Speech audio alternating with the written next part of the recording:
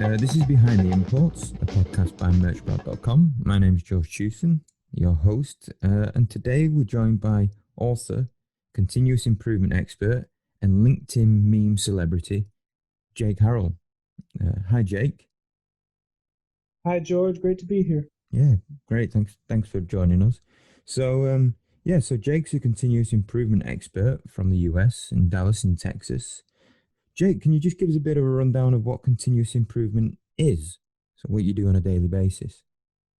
Continuous improvement is the idea that every facet of what we do in business and in life can be improved upon regularly and statistically. I try to take that into my daily approach to leading large groups of teams to sort of reframe what they've come to accept as the normal and constantly examine even the slightest way they can get better daily. So that's something that you do. You currently work as a continuous improvement expert in your current role. Well, I think I'm not 100% sure as a world paradigm, but definitely in America, we get continuous improvement wrong, where we introduce it as a silo, where it's a separate group that comes in once a year and has an event where we try to make one thing better. Quite the opposite of that. Lean CI philosophy is daily progress and meaningful work. So kind of where I bring to the table there is I'm an operations manager for a third-party distribution facility, and I'm directly in charge of that group and the actions they take daily. And it's my job to constantly bring in continuous improvement philosophy and how we apply it to our daily working lives. Oh, nice. So it's just about getting to a level and then continually improving upon that level consistently, continuously. That's exactly right. It's sustained, programmatic, and directional improvement in just about any facet you can think of, whether it be safety, quality, productivity, KPI of any kind, or even people and morale.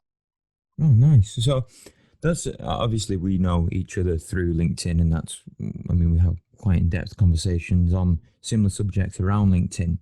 On LinkedIn around continuous improvement and obviously different Six Sigma systems. But what really made you? I mean, obviously you don't earn your keep through LinkedIn. I love the memes that you do on LinkedIn. They're pretty much a daily occurrence on there. But what really made you start your LinkedIn page if you do continuous improvement in a distribution warehouse? Well, that is a fantastic question. So funny enough, I have an unlisted job between what's out there and my physical LinkedIn presence. And in that job, I was absolutely directly told not to improve anything. And this is what I do for a living. And that's, of course, why it was a short-lived job where I had a big salary to sit in an office. And my directive was to literally not improve anything. So I had 7 hours and 55 minutes of free time in an 8-hour day. And I decided, what would be funny is I started with a couple of articles and then I thought, well, this is really just, sort of anti-mimesis where life is imitating art more than the other way around. And I then changed that focus and let's just make it funny because it's what I'm actually going through. Yeah, absolutely. When you look on there, it's taking a degree of humor and putting into historically and still now it's a very dry subject, continuous improvement, Six Sigma. If you actually tried to sit down and learn some of it, if you can't apply it, it becomes really, really dry very quickly. So where did you get the inspiration to do it and then really just put out this daily meme thing that you've started? Well, this is kind of the other end of the token where historically everybody I've met that's like a consultant or operational excellence, their totally polished, slick approach is kind of what I would refer to as a stick in the mud. Yes. And part of that philosophy just does not translate down to the people actually doing the work. Well, if instead of that, if I show a little weakness and I'm a little funny at the same time, that engages everybody. Even if you don't know some of the concepts, just to go, I know what he's talking about, and give it a chuckle. And guess what? Now I've sold you on what continuous improvement actually is. Yeah, absolutely. And it's also about, I mean, it probably falls into a little bit about vulnerability based trust, because you're showing that you're vulnerable, and in a way that you, just through humor, and then you can get more people trusting you just through engaging them on the same level that they understand. That's a great thing. It's a great in with that line of people. I know from when I used to work in a factory as a manager, it was always very hard to kind of gain a level with some of the people who had the fixes in their mind, to actually how to fix the problem that you're seeing. But because it's a very much an us and them kind of philosophy, it was very hard sometimes to break down those barriers without getting to that level. And humor was one of the ways of getting there. So spot on, like spot on with that. So what what do you do in your time when you're not like producing memes on LinkedIn? Well, I've sort of struggled this last year in 2020 with some excess free time to really line out what that's going to look like. This year, it just so happened I wrote a book called Chasing Excellence. Yeah, so the idea is for the everyday layman. It's, I'm not somebody who's got a fancy college degree and had an A class or middle class life. And the idea is to frame your problems in a way that you can jump immediately to solving. So the purpose is you're stuck on stuff in daily life that drags you down, and you sort of wade in it most of your life before you individually find solutions to a given problem. Well, instead of that, my hope was to put out a pragmatic approach to solving all of the problems that come up in your day-to-day life, but then also intentionally go through and make it as simple and direct to the point as possible. Some key points from the book is it's less than 150 pages. I went through and intentionally took out 8-letter words, so it doesn't have this 25-cent definitions you have to go look up in a lexicon. I went out of my way to make it 4 or 5 pages at a time. That's a chapter. Just here's the theory, here's an example, here's particularly how you apply it, then here's some questions to ensure you're thinking it through. Absolutely, that's one of the things that I wanted to talk to you about, because your book's based around some quite well understood engineering systems that I mean I've used in daily life, in engineering. But your book can really help people use the systems that have been developed through engineering systems and problem solving systems to apply to their daily life in everything really. And that's what I really liked about the book, isn't that you read it and you could read it as a kind of, you could read it as an alien, and it would explain to you that in a darkened room how you would go about solving some of those problems. So it'd be like, if you were from Mars, how would you solve a problem if you came to the Earth and you were like, I know nothing, you're an alien, you've come down. And it's like, how do you start from a darkened room into fixing a problem? So it's that's absolutely one of the things that I actually took from the book. And when we spoke about it previously, is it, I liked it, you can use it in isolation. Yeah, and the purpose to was to improve on that individually by chapter. So as you learn the, I think 11 or 14 concepts that I present in the book, is you can refer directly back to that one chapter, read 2 pages of content, and immediately take it, apply it, and it acts as its own story that's part of a broader concept. Yeah, absolutely. I liked one of the part of the book that you had the exercise at the end of some of the chapters to actually put into practice some of the lessons that you taught in the chapter. It was very good. I actually took quite a lot away from the PDCA, which is the kind of the premise of the book, really. It's about having a plan, and going over it. So with PDCA being such a big theme running through the book, and without going too much into detail around it, just give us a bit of an example of how I could maybe implement a PDCA cycle and what PDCA is, to something maybe I don't like in my life, because that's really how the book reads, is it how it can change things for me.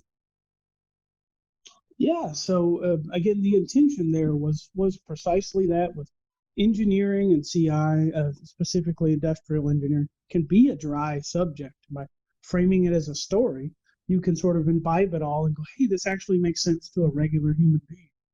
So specific examples to your question, in the chapter I talk about weight loss. I don't know the exact numbers, but I know the U.S. specifically, like 1 out of every 3 people is overweight. So I start there with, you have to make a plan. Like, I'm going to lose X amount of pounds. You have to actually do the plan. Then you have to check your outcomes against that plan. Am I actually losing weight, or am I lying to myself and eating snacks all day? And then you have to adjust what you've checked to get more of the outcomes you want. And it's an iterative cycle that never stops. Absolutely. So it's about planning and then doing and then acting upon those actions. I enjoyed it. I did. I put into practice some of the things, especially on weight loss, because a lot of people really struggle with weight loss. And there's, I think I looked up a statistic, but there's over $1 trillion of media, things that you can go and buy to aid with weight loss, and fundamentally they all fall back to exactly what you've just explained. It's it it's no there's no secrets to it. It's having a plan, doing it, and acting upon it. That's precisely it. Actually, in the book, I disguised the names, but one of them was actually my own journey as I was writing the chapter. Oh, really? It's personal experience. No, it. I enjoyed it a lot. One of the other I don't know, it was quite out there, but one of my other favorite chapters in there was actually talking about an alien abduction. It sounds quite far out, but it's about explaining how you can problem solve when you don't have anything that you understand around you, and then how the same systems that you can implement can be totally transferable onto a different planet, for example. I really enjoyed that. Yeah, the idea was to bring it as literally as alien of concepts as I could, and as I was writing it, to not understand the answers.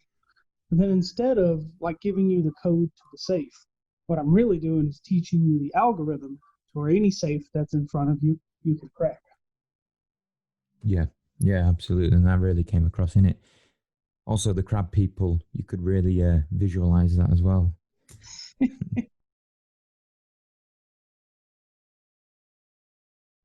So, Jake, who's your perfect customer for this book? People with eyes that can read English. No, I suppose it would be like mid-level or new leadership that doesn't know where to go or how to figure out the outcomes they're now responsible for.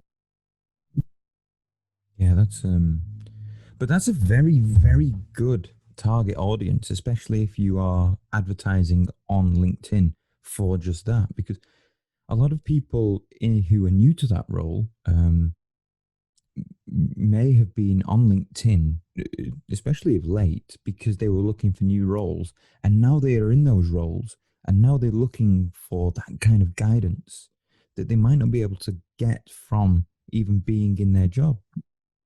Yeah, the story is actually a pretty good one. So what inspired me to write it was John Thacker had a book out called Zoom: How to Win as an Operations Supervisor right now. And his sole inspiration for the book was there were things he struggled with when he was a supervisor, and the content was nowhere. So he wrote it himself.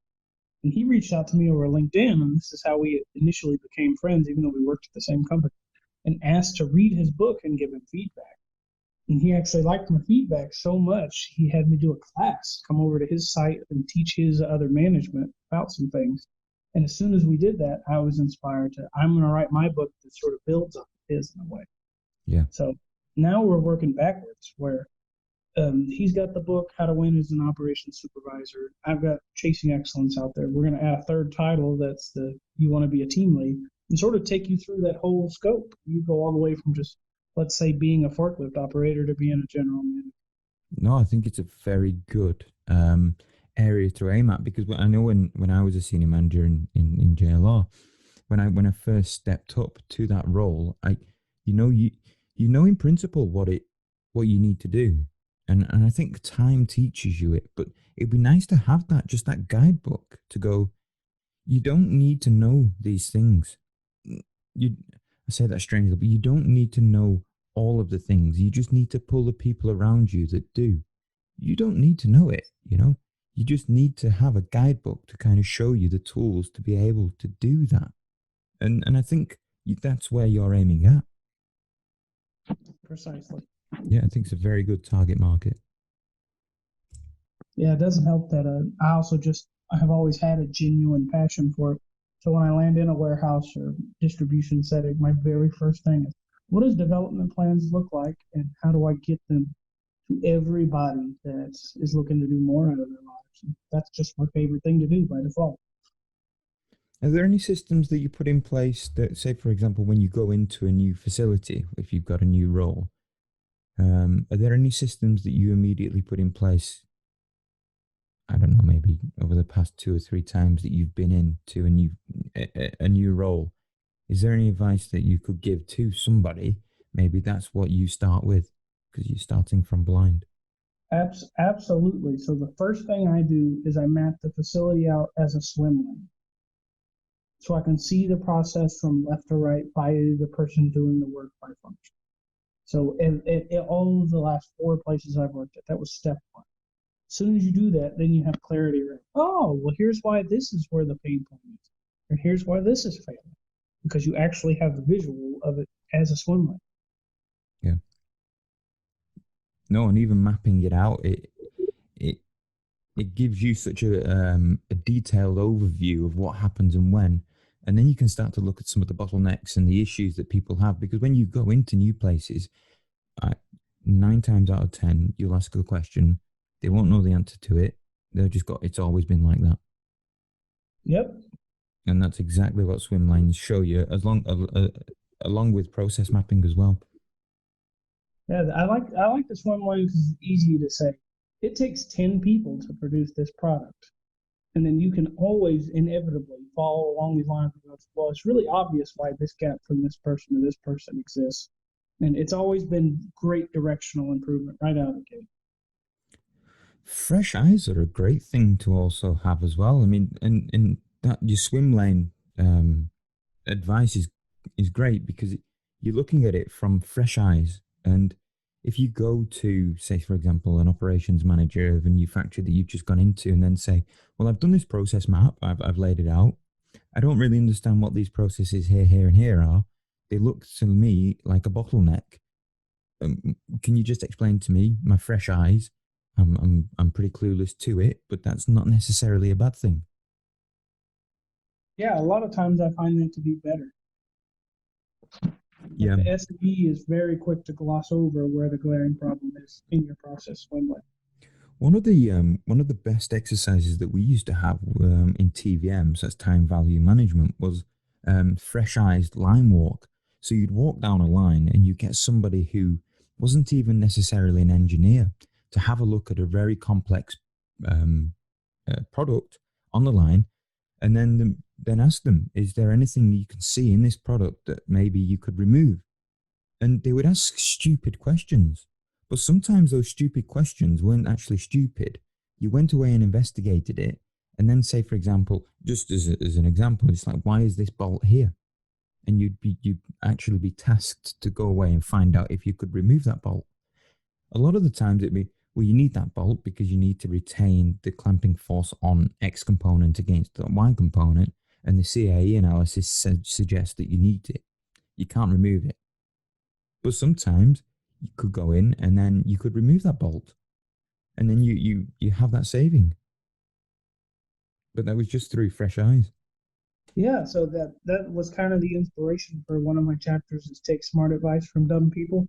Like I'm not attacking people, but I mean, literally people totally clueless to your problem can give meaningful advice. Absolutely. There's It sounds like the book is it's just the instructions how to win at life. Maybe you should have called it that. I'll re-release it next year in the UK and call it that. So what's what's next in the Chasing Excellence franchise? Well, I'm currently working with a cohort of mine, John Thacker, on a book titled "So You Want to Be a Team Lead," and the idea is we slowly talk through precisely what has to change for you to go from an individual contributor role to actual leadership. This historically, like in warehousing and distribution, just the hardest worker gets into that role. We sort of turn that on its head and just teach you what it takes and what people are looking for, so you're prepared. It's something you want to do. Oh, nice. When's that pen to come out? Looking like somewhere January, February area. We'll start to see some media about 30 days in advance. Oh, great. That's really good. So there's more in the pipeline from Chasing Excellence and Jake Harrell, which is always good to hear. And you're going to keep up the memes on LinkedIn. That's absolutely right. Every single day. Keep it going. So, if you'd like to have a read about Chasing Excellence, where could people possibly buy your book, Jake? It is available today on Amazon.com. Can I have a real paper version of it? Yes, sir. Paperback and ebook. There's a Spanish version slated to come out this week. A Spanish. Who's doing that translation? It's not you, is it? Multi-talented Jake. Well, multi-talented enough. I am born and raised in Texas, where Spanish is a part of our daily lives. But it is a good colleague of mine, Octavio Salas. I also encourage you to reach out, connect with him on LinkedIn. Oh, nice. Well, I think I've got him on LinkedIn. He's a nice guy. Spoken to him. No, that's cool, Jake. Thank you very much for your time today. Hopefully, that some of the people who are listening to that have taken away some of the actions around what you've written in the book. And if you want to read more, then I suggest going and buying a copy of Jake's book. Thank you very much, sir. No worries. Thanks, Jake. Have a great day. You too.